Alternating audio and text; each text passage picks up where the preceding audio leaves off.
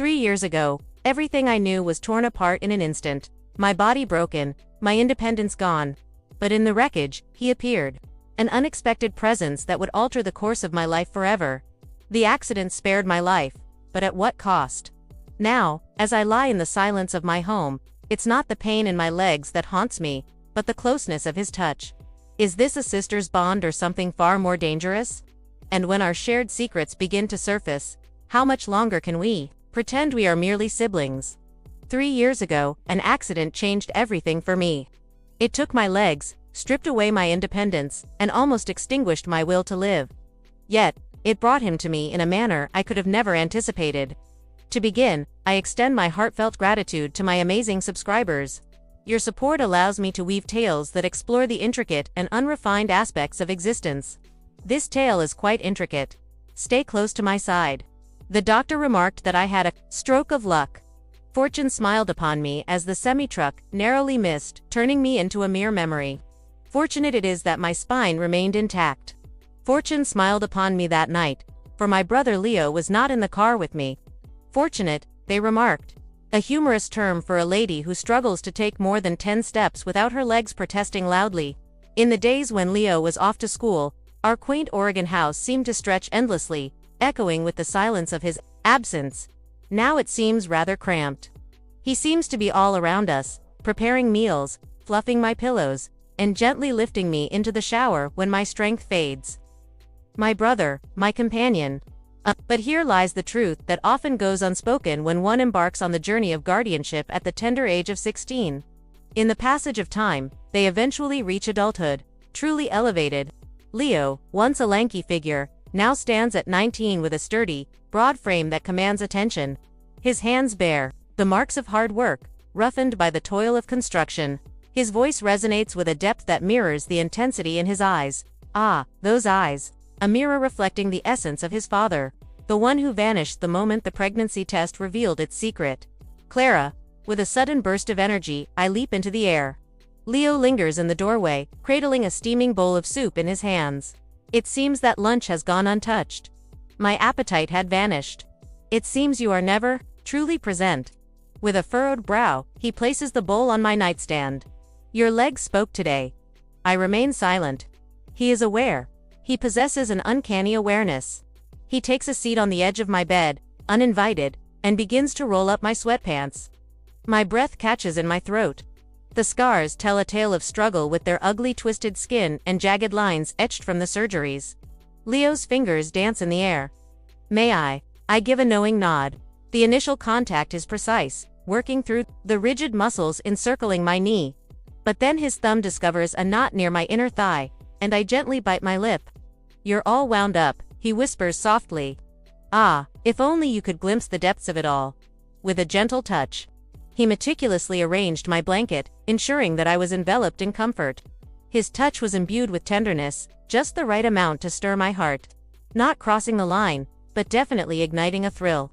It's merely the warmth of his skin, I remind myself. As the pain began to dissolve, a wave of relief washed over, like the gentle ebb of the tide retreating from the shore. Yet, as his fingertips graze the hem of my shorts, the air catches in my lungs. Leo halts in his tracks as well. In the span of a heartbeat, perhaps two. In that moment, we remain perfectly still. With a deliberate clearing of his throat, he gently tugs at my pant leg, pulling it down. Improved? Absolutely not. Indeed. Thank you, darling. He pauses as if there's more he longs to share. Instead, he lifts the soup bowl and departs. I gaze up at the ceiling, reliving those fleeting moments when his touch nearly ventured beyond the edge. And for the first time in years, a new sensation stirs within me, something thrilling and perilous. The second time his fingers brushed against my skin, I realized it transcended the mere connection of our bodies. The morning light poured through the curtains, a bright and cheerful glow that clashed with the tempest brewing within my mind. Sleep had eluded me. Each time I shut my eyes, the sensation of Leo's hands lingered on my skin. A warm callus remains, a gentle reminder of the journey taken. I reassured myself that it was merely a trivial matter, a young man lending a hand to his sister.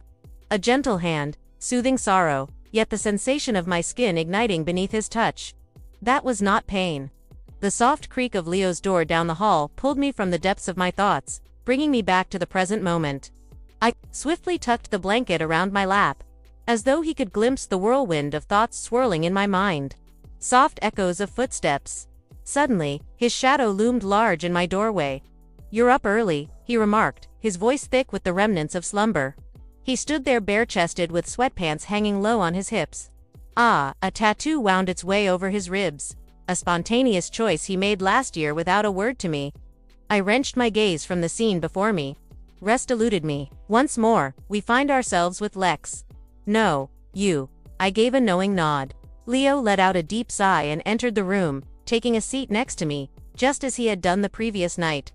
In a silent gesture, he drew back the blanket and let his hands rest gently on my bare calf. I recoiled. Apologies slipped from his lips, barely above a whisper. Chilled fingers. Yet it wasn't the chill in the air that set my nerves on edge. His fingers pressed into my skin, slow and deliberate, as if he were committing every curve and contour to memory. "You're tense in every way," he whispered. I took a deep breath. Last night, I could weave a tale that it was merely an accident. Yet, as the sun rose high in the sky, it became undeniable how he skillfully worked to ease the tension in my muscles. His sole aim being to alleviate the discomfort. How his hand glided along the curve of my thigh. "Leo, take a moment to unwind." His voice resonated with a richness that was more profound than ever before. Take a moment to unwind. Allow your body to find its peace and rejuvenate. I was not resisting the soothing touch of the massage. I found myself in a battle against this. The manner in which my body responded to him. The moment my breath caught as his fingertips brushed against the hem of my shorts. The moment my stomach knotted as I felt his gaze upon me, not in the way a brother gazes at his sister, but rather how a man regards a woman. With a single knock at the front door, the moment was forever altered. Leo recoiled suddenly. "Are you awaiting a visitor?" "No." He rose, his muscles rippling as he reached out to the sky. "I shall retrieve it." I let out a shaky breath, feeling the lingering tingle on my skin from his touch. Whispers and laughter floated from the living room. Mrs. Gable, our ever-curious neighbor, inquired if we required anything from the store. With a courteous shake of the head, Leo gently closed the door behind him. Upon his return, his face held a mystery that was impossible to decipher. "Do you think she has an inkling?" he inquired. In that moment, time seemed to freeze, and my heart ceased its rhythmic dance. "What is it that you suspect?" With a sly grin, he reveled in the moment.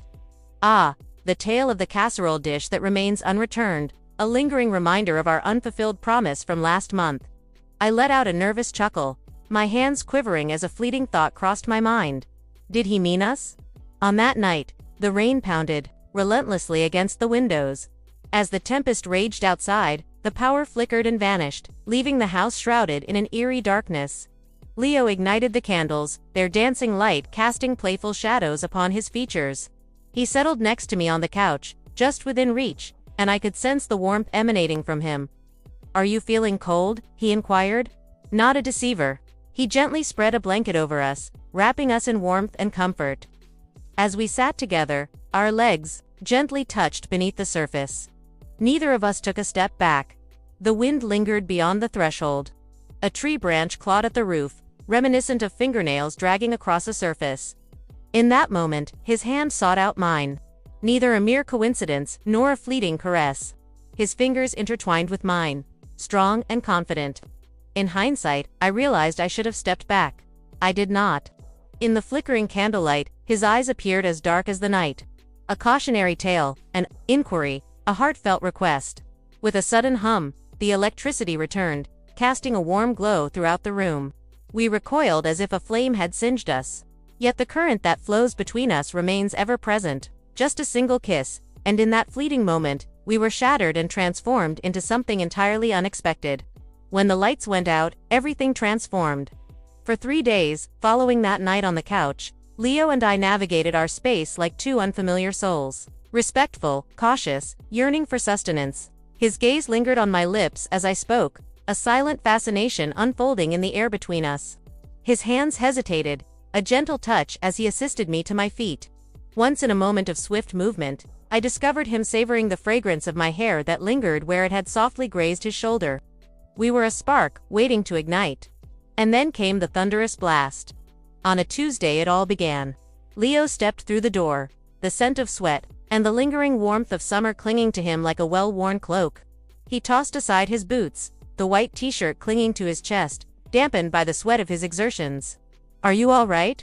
he inquired, his gaze drifting to my rigid form, slumped on the couch, merely feeling a bit sore. I mustered a smile. It was a day that seemed to stretch on endlessly in silence. He approached with a gentle grace, lifting my legs and resting them comfortably on his lap. My breath hitched as his fingers pressed into my calf. "Your efforts are commendable, but perhaps it's time to take a step back and breathe a little," he whispered softly to himself. Proclaims the lad who single-handedly reconstructed our porch ramp when the insurance turned its back on us. There was a man who would lift me up and carry me to my room each night as my bedroom was perched on the second floor. As his thumb pressed into the knot near my knee, I stifled a moan that threatened to escape. His voice carried a rugged edge. "Allow me the pleasure of looking after you." Yet this was not care. This was desired. I noticed it in the way his jaw clenched as my skirt inched higher, sensed the quiver in his fingers as they journeyed upward. As his hand ventured toward my thigh, I seized his wrist with a firm grip. We stood still, caught in the moment. His pulse throbbed beneath my fingertips, then urged me to cease. "A quest awaits." A heartfelt request. I ought to have spoken those words. In that moment, I could have easily pushed him aside, sought the counsel of a therapist, and buried the memory deep within. Yet, I chose a different path, one that I didn't foresee. I was unable to do so, and so, I released my grip on his wrist. His kiss was anything but gentle. It was a tempest of fire and teeth, a culmination of 19 years of emotions, that at last found their release through the gentle embrace of understanding and care. His hands tangled in my hair, pulling me closer to him with an undeniable force. We exchanged a warm and tender embrace. Filled with a profound sense of gratitude and the essence of survival, it felt as though this was the only rhythm we understood for taking in the air around us. I inhaled sharply as my fingers sank into his shoulders. Alas, it is not possible. We are already on that journey. He playfully nibbled my lower lip, a jolt of electricity coursing through me, igniting a fire deep within. "Do you sense that? There we are. And may the heavens assist me." Indeed, I sensed it. The firm pressure of him against my side, of how my body curved toward him, much like a flower reaching for the warmth of the sun. This was not right. Such a misstep. Yet, as his tongue brushed against mine, my thoughts were consumed by a singular desire for more. Our journey never led us to the bedroom. Leo pressed me firmly against the couch. His hips moved in a rhythmic dance as I grasped at the fabric of his shirt. The collar ripped, yet it mattered not to either of us. Gaze upon me with a low rumbling growl. He expressed his discontent. What I witnessed left me utterly broken. There was something deeper than mere desire reflected in his gaze. It was love, a feeling that danced through the air like a gentle breeze, wrapping around hearts and igniting souls. The kind that shatters bones. The kind that etches itself into memory. In the stillness that followed, as we lay entwined, the whispers of reality began to seep in. Leo's fingers danced in gentle circles on my bare shoulder. "Are you all right?" Absolutely not.